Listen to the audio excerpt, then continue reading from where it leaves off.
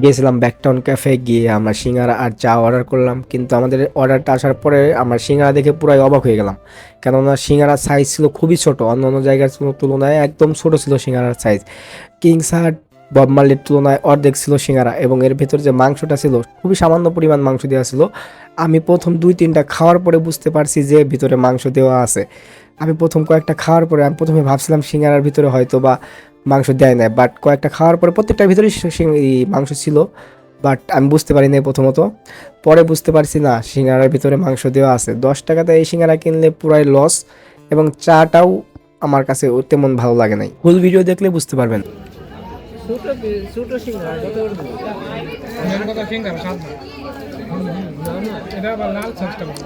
চাটনি এটা পুরাই জঘন্য। হ্যাঁ আমার কগই না। না অগুন নিম না। সসটা ভালো আছে। লালটা। আল্লাহ আমার মাংস পড়ে গেছে রে। আমি মাংস পেয়েছি সত্যি কথা। ওই সিঙ্গারা খেয়েও 200 টাকা লাগে। মাংস কো?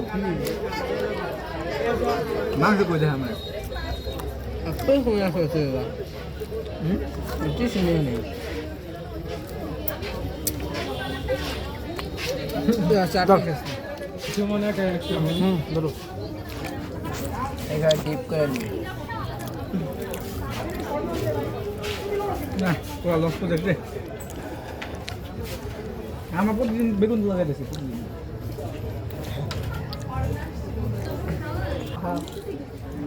মজা পাই না রে মামা।